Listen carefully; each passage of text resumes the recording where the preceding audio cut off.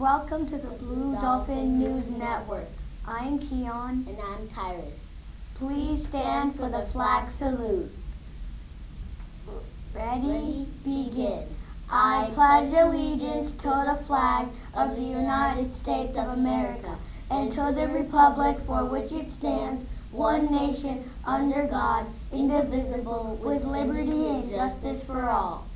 Now our school motto: be safe, live responsibly, understand, respect, and encourage each other. Go Blue Dolphins! You may be seated.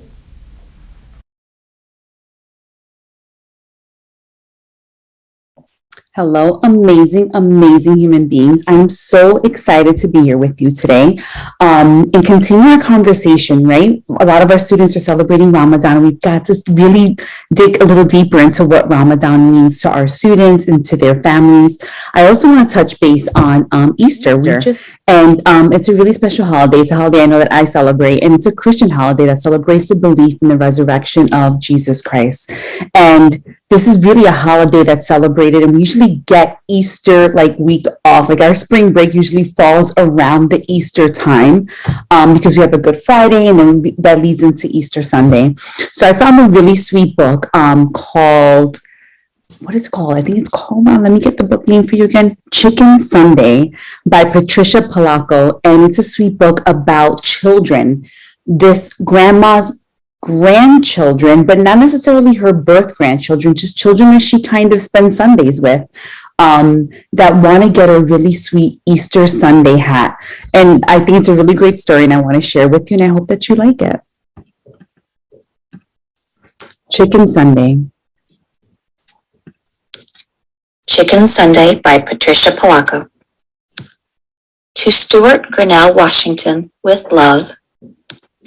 Stuart and Winston were my neighbors. They were my brothers by a solemn ceremony we had performed in their backyard one summer. They weren't the same religion as I was. They were Baptists. Their grandma, Eula May Walker, was my grandma now. My babushka had died 2 summers before. Sometimes my mother let me go to church on Sunday with them. How we loved to hear Miss Eula sing. She had a voice like slow thunder and sweet rain. We'd walk to church and back. She'd take my hand as we crossed College Avenue. Even though we've been churching up like decent folks ought to, she'd say, I don't want you to step in front of one of those too fast cars. You'll be as flat as a hen's tongue. She squeezed my hand. When we passed Mr. Kodinsky's hat shop, Miss Eula would always stop and look in the window at the wonderful hats. Then she'd sigh, and we'd walk on. We called those Sundays Chicken Sundays because Miss Eula almost always fried chicken for dinner. There'd be collard greens with bacon, a big pot of hoppin' john, corn on the cob, and fried spoon bread. One Sunday at the table, we watched her paper fan flutter back and forth, pulling moist chicken fried air along with it. She took a deep breath. Her skin glowed as she smiled. Then she told us something we already knew. That Easter bonnet in Mr. Kodinsky's window is the most beautiful I ever did see, she said thoughtfully. The 3 of us exchanged looks. We wanted to get her that hat more than anything in the world. Stuart reached into the hole in the trunk of our wish tree in the backyard. He pulled out a rusty Band-Aid tin. The 3 of us held our breath as we counted the money inside that we had been saving for weeks. If we're going to get that hat for Miss Eula in time for Easter, we're going to need a lot more than this, I announced. Maybe we should ask Mr. Kodinsky if we could sweep up his shop or something to earn the rest of the money, Stuart said.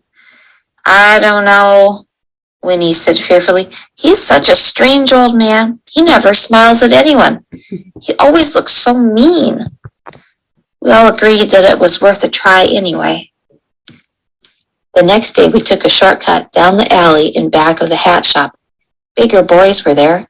They were yelling. Eggs flew past us and pelted Mr. Kodinsky's back door. Just as the boys ran away, the door flew open. Mr. Kodinsky glared straight at us. You there, he yelled.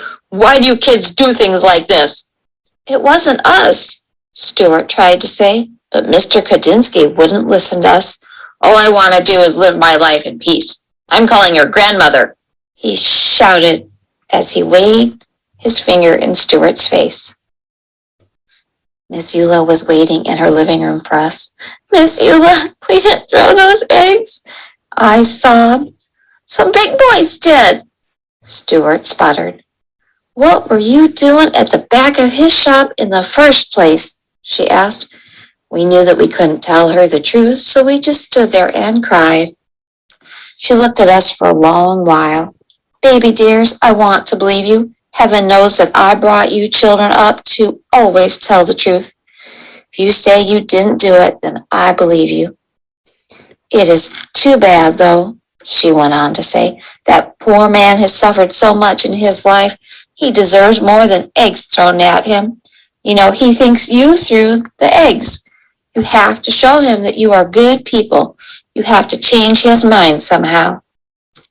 In my kitchen the next day, we thought and thought. How can we win him over when he thinks that we threw those eggs? Stuart asked. He doesn't even like us, Winston chirped. Eggs, I said quietly. Eggs? Stuart asked. Eggs! I screamed. I went to the kitchen drawer and took out a lump of beeswax, a candle, a small funnel with a wooden handle, and some packets of yellow, red, and black dye. Mom helped me show the boys how to decorate eggs the way my bubby had taught us, the way they do it in the old country. We made designs on the eggshells with hot wax, then dyed them, and finally melted the wax patterns off. We put the eggs in a basket and, even though we were afraid, marched into Mr. Kodinsky's shop and put them on the counter. He raised his eyebrows and glowered at us. Then his eyes dropped to the basket. Spasiba, he said softly. That means thank you in Russian. Pasanki eggs, he said as he looked closely. I haven't seen these since I left my homeland. We didn't throw those eggs at your door, Mr. Kodinsky, we told him. He looked at us for a minute. Well then, you have great courage to be here. Chutzpah, you have chutzpah. Then his eyes glistened and his mouth curled into a warm smile. Come, have some tea with me. We spent the whole afternoon talking together, having poppy seed cake and strong tea. He told us about his life. We told him about ours. When we finally got the courage to ask about doing odd jobs to earn some extra money, he apologized and told us that there was no work. We didn't tell him what we wanted the money for. It didn't seem the right thing to do. Our hearts sank. I tell you this, he said thoughtfully, those eggs are as beautiful as my hats. Stuart, Winnie, and I looked at each other. It's almost Easter, he went on to say. I'm sure that people would love these eggs. Set up a table and sell them right there in my shop. For the next few days, we worked very hard. We made almost a dozen Pasanki eggs. When people came in, they picked them up and said things like, beautiful, splendid, intricate, glorious. We sold them all in one single day. That afternoon, when all the eggs were gone, we counted our money. We had more than enough for the hat. Just as we were about to tell Mr. Kodinsky that we wanted to buy the hat, he came out from the back room holding a beautiful hat box gift wrap. Keep your money, children, he said softly. I have seen Miss Eula admire this. It is for her, isn't it? Tell her that I know you are very good children. Such good children. When Easter Sunday arrived, we thought our hearts would burst when we watched Miss Eula open the hat box. She held us close as big tears rolled down her cheeks. Our hearts sang along with the choir that Sunday. She looked so beautiful in that hat. When it was time for her solo, we knew that she was singing just for us. Her voice was like slow thunder and sweet rain. Later that day, as Miss Eula sat at the head of the table, she said, oh, baby dears, I can die happy now. And after I'm dead on chicken Sundays, I want you to boil up some chicken, bones, gravy, and all, and pour it over my grave. So late at night when I'm hungry, I can reach right out and have me some. Then she rolled her head back and laughed from a deep, holy place inside. Winston, Stuart, and I are grown up now. Our old neighborhood has changed some, yet it's still familiar too. The freeway rumbles over the spot where Mr. Kudinsky's shop once stood. I think of him often in his glorious hats. We lost Miss Eula some time back, but every year we take some chicken soup up to Mount View Cemetery and do just as she asked.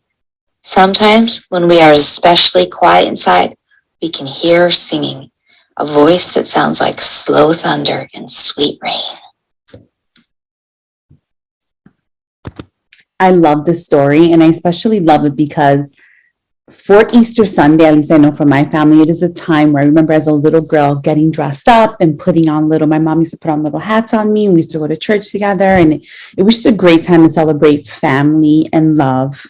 And I think about how we can learn about all these different traditions or religions or holidays and really be able to understand each other, right? Kind of speak that language of love. There was one tradition that I never spoke about that Ms. Vilas actually was like, Myra, or Ms. Rodriguez, the holiday of Holi is coming up, and that was celebrated March 28th. And that is a Hindu festival, which is the Festival of Colors. And I know about it because when Ethan was 3, he used to celebrate it with his teacher. She was so big on the tradition, and she used to have all these different colorful, they had to dress all in white. And then I know when I picked him up, he was full of color everywhere. And they had this huge festival and colors, and it was really amazing. So there's so many amazing opportunities to learn about different traditions and religions and holidays and really get to embrace each other through a common language of love. So I hope you have a super duper amazing day.